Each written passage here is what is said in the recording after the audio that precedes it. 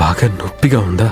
ఇంతకటి దాకా ఉంది దొరబాబు, కానీ మీ చేతి స్పర్శ నా గాయాన్ని తాకాక, మీ ప్రేమ నా గుండెని తడిమాక ఆ నొప్పి తెలియటం లేదు.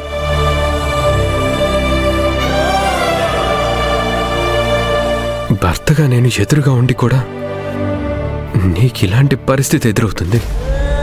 నా చేతగానితనానికి నీకు సారీ చెప్పే అర్హత కూడా నాకు లేదనిపిస్తుంది. అంత మాట అనకండి దొరబాబు.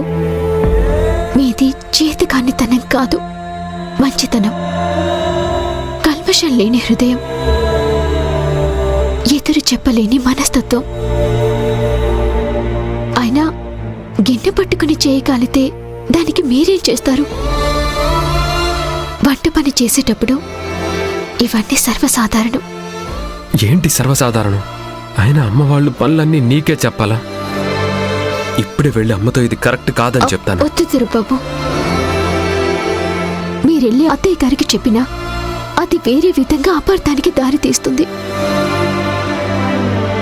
మీరు కేవలం మనిద్దరం ఒకరికొకరం ఎదురుగా ఉంటున్నాం, దగ్గరగా ఉన్నాం, కలిసిపోయే అవకాశం కోసం ఎదురు చూస్తున్నామని మాత్రమే ఆలోచించండి. అంతే తప్ప ఇలాంటి చిన్న చిన్న విషయాల్ని మనసులో పెట్టుకోకండి. మీకోసం నేను ఎన్నైనా భరిస్తాను. డాక్టర్ దగ్గరికి వెళ్ళా? అవసరం లేదు దొరబాబు. మీరు ప్రేమగా మందు రాశారు కదా, రేపటికల్లా తగ్గిపోతుంది. అవును, అసలు నాకు చేయగలిగిన విషయం మీకెవరు చెప్పారు? లడ్డు చెప్పాడు. అసలు దీని గురించి ఆలోచించకండి దొరబాబు. అత్తయ్య గారు మిమ్మల్ని ఇలా చూస్తే కోపడతారు. వెళ్ళండి.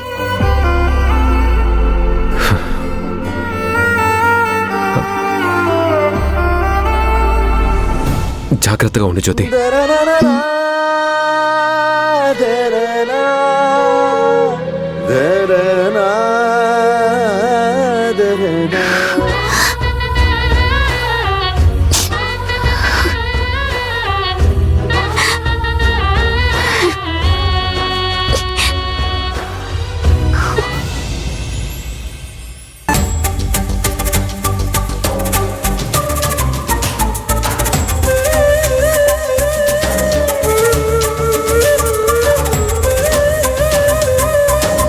నువ్వు చెప్పిన సత్యం సార్ ఇంకా రాలేదేంటుమా? వాళ్ళకు చాలా పనులుంటాయి కదా శారదా, అవన్నీ చూసుకొని రావాలి కదా. వస్తారులే, కంగారెందుకు?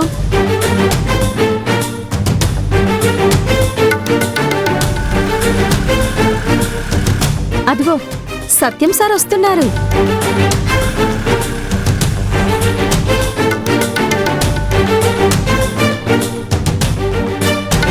నమస్తే సార్. నమస్కారం అమ్మా. నమస్కారం సార్. సత్యం సార్, నేను చెప్పినావిడ ఈవిడే. పేరు శారద. కష్టాల్లో ఉంది. కొంచెం మీకు తెలిసిన వాళ్ళ దగ్గర పనికి పెట్టిస్తే మీకు పుణ్యం ఉంటుంది. అవును సార్, నాకు అర్జెంటుగా పని కావాలి. సరే, నాకున్న పరిచయాలతో ఏదో ఒక ఆఫీసులో పనిలో పెట్టిస్తాను.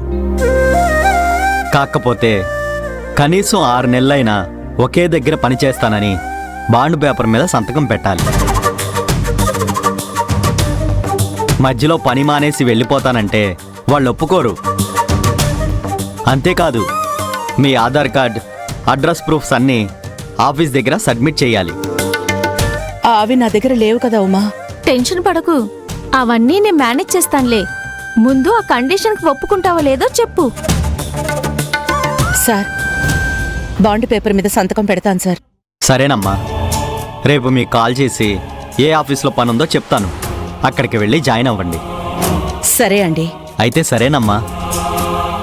ఇంకో ముఖ్యమైన విషయం మీకు ముందే చెప్తున్నాను. తక్కువ శాలరీ వస్తుంది. మిగతా అన్నీ నేను మేనేజ్ చేస్తాను.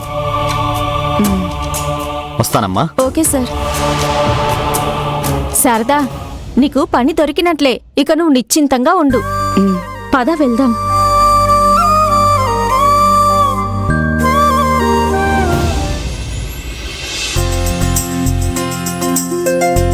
పంతులు గారు, మీరు చెప్పినట్టే బోనం ఎత్తించాను.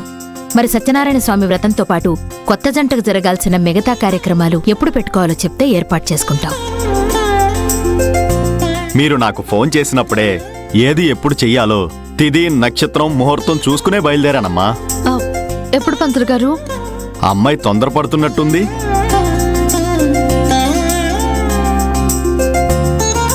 కొత్తగా పెళ్ళైంది కాబట్టి ఆ మాత్రం ముచ్చటుంటుంది కదండి. అది నిజమేలే. సరే మీరు చెప్పండి. సత్యనారాయణ వ్రతం రేపే చేయించాలి. ఆ తర్వాత 5 రోజులకి శోభనానికి మంచి ముహూర్తం ఉందమ్మా. సంతోషం పంతులు గారు.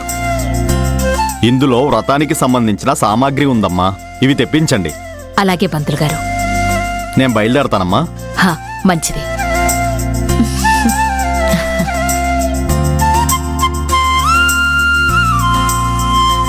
అమ్మా నేను ఆఫీస్కి వెళ్ళొస్తాను. రేయ్ 2 నిమిషాలు కూర్చోరా, నీతో మాట్లాడాలి. పర్లేదు చెప్పమ్మా.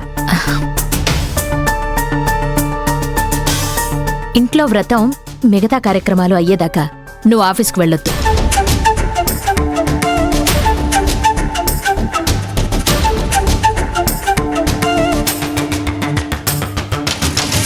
ఇంటి దగ్గర ఉండి ఏం చేయాలమ్మా? వర్క్లో పెడితే కాస్త మనసు ప్రశాంతంగా ఉంటుంది. ఎంతసేపు నీ గురించి ఆలోచిస్తావు గాని నిన్ను నమ్ముకున్న వాళ్ళ గురించి ఆలోచించవా రాజీవ్?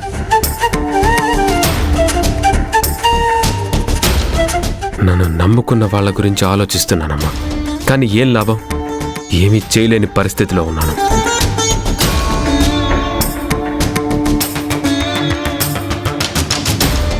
తెలివిగా మాట్లాడుతున్నాను అనుకోకురా. నేను చెప్పేది శ్రావ్య గురించి.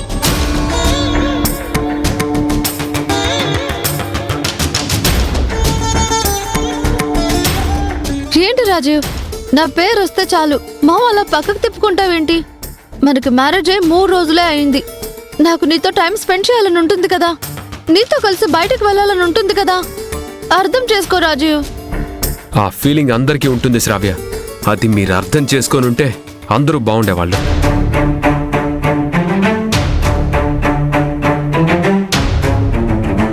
అమ్మా ప్రతి విషయంలో మీ అభిప్రాయాలు నా మీద రుద్ది నన్ను ఇబ్బంది పెట్టకండి ప్లీజ్.